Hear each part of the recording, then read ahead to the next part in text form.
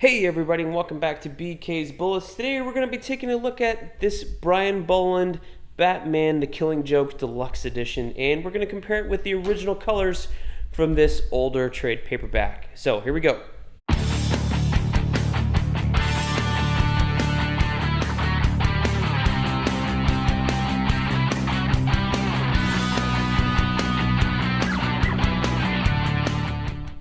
Hey everybody, and welcome back to BK's Bullets. As always, I'm your host, Brent, and today we're going to be taking a look at this Batman Killing Joke Deluxe Edition. We'll call it an overview, but I'm really more interested in looking at it in comparison with the original colors here in this older trade paperback. But let's look at the book first. So you can kind of do this two ways, I guess. This one, I've seen this Deluxe Edition in Barnes & Noble's, bookstores, LCSs, all around town. I'm fairly sure it's still in print. This is one of DC's evergreens, and they really do like their deluxe editions. I picked this up off of Facebook for a really, really good price. Shout out to the seller. It retails for $17.99, and it's one of the cheaper deluxe editions that DC has. Yes, I've got a new table, and we've got a big reflection. So what? It's not on the book, so hopefully that stays here. You could probably see it here. This has got this really cool, like one of the final panels of the Batman Killing Joke here is kind of embossed on the cover. It's Batman and the Joker laughing together with the ha-ha-ha's all the way around. Really cool. I do wish though, like some of these deluxe editions, I feel like as they go through more, they start to switching to the art covers, or they would add some foil, like some foil here on the ha-ha-ha's or whatever would really kind of bring this to life. Although I don't know how often you're going to be looking at it. Here's a playing card with the Joker and Batman on it, with a J on top and a B on the bottom. That's kind of cool. And then you have Batman the Killing Joke embossed on the side, or imprinted. I guess embossed maybe for foil only. Anyway, so this deluxe edition is, I don't know if this was the first time that we saw the new coloring by Brian Boland. So basically, you have Brian Boland, who is the art on the main story. It's written by Alan Moore, a very famous writer, right? Wrote Watchmen, Swamp Thing. The Killing Joke here is one of the main things. You got an introduction here by Tim Sale. But I want to believe this is the first time this was presented as a recoloration. Maybe in the Absolute Edition. I don't know what came out first. I want to say maybe the Absolute Edition came out first, but this is the first time where we really encountered this recolored version of The Killing Joke in the Absolute, or this edition, right? And this is the kind of the colors that you're going to see going forward. Anytime that they reference Killing Joke in maybe a movie or a DVD feature, they're going to use these colors because they're by the original artist, although, which is Brian Boland, although he did recolor it many, many years later. Me personally, I'm not a fan of these colors. I think they're kind of dull and very muted.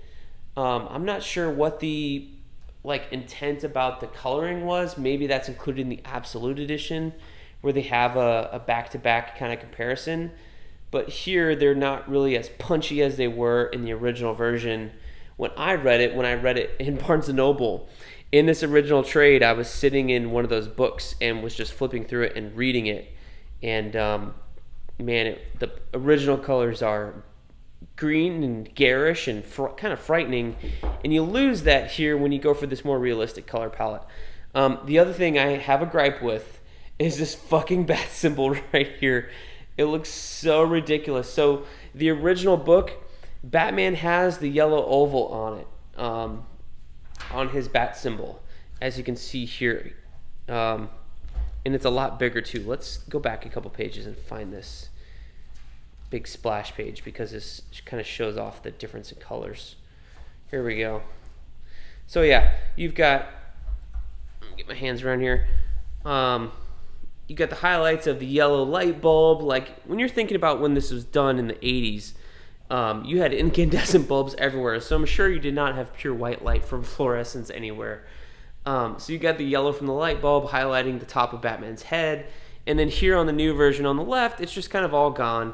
And we're just kind of left with this kind of duller color palette. Also, you got the 80s version, early 90s version of the bat symbol and that is completely gone here with this recoloring when it was done in the mid-2000s, I guess, to be a little bit more modern, to get rid of it. But the problem with that is the yellow oval bat symbol has the bat logo shaped to fit within that oval, and when you take it away, you're just left with this silly looking thing. It really does need the oval, in my mind, to really fit in here. Now, you do get some bonuses here, like it is more clear on this version that this guy is wearing makeup, but he's not the real Joker. On the newer version, because you're going with pure flesh tones as opposed to what you could do in the 80s, which is kind of this yellowish kind of thing here. And it's even less apparent on this page than it is over here on the left. But, I mean, just look at this Joker. I really like the original version of the Joker here. This one over here, you can kind of tell has been darkened up a little bit compared to the original version. Also, you lose a little bit on the collar. Like, I haven't even noticed this before, but man, look at Joker's like shoulder here. He's got little raindrops on the bottom because he's in the rain, for crying out loud. And over here, no raindrops. Like, where did those go? I don't know. Anyway, I just thought that this kind of bat symbol was kind of funny. The other thing here you kind of lose is these flashbacks kind of go black and white for the Joker when he's telling one of his origin stories, where in the original version, they're kind of the same yellowish, garish color.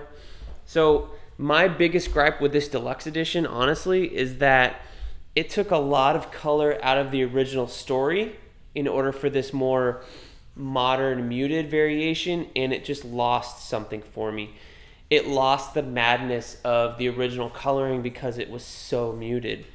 Although it is pretty to look at, but again, you gotta look at this ha ha ha page where Joker like kind of comes out of the chemicals here. See if I can find it quickly on this other one.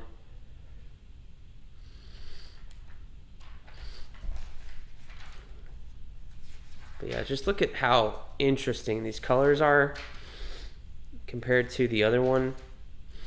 You've got, yeah, layers of purple here on the ha-ha-has.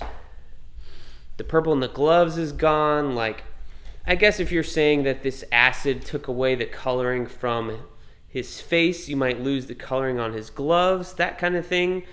But I'm in love with the original coloring here.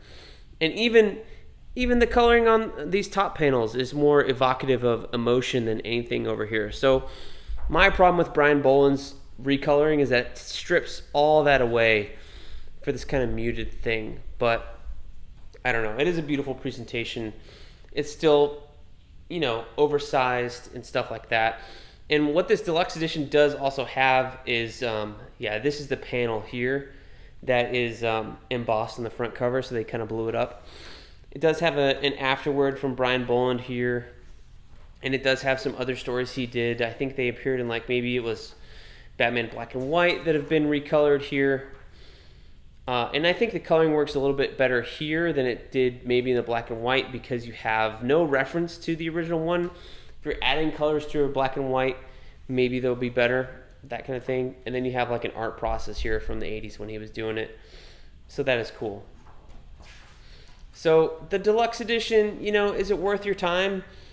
If you don't have it in your collection, yeah, I think so. This is a very famous Batman story. It's one of the better ones. This is where Barbara Gordon gets shot and crippled after all. Whether you like that storyline or not is up to you. But this is where it happens. And then they kind of took this kind of pseudo out of continuity one shot and made it in continuity. But, for a deluxe edition for what, $17.99 for this printing, definitely worth picking up. I think so, if you don't already have it, if you've never read it.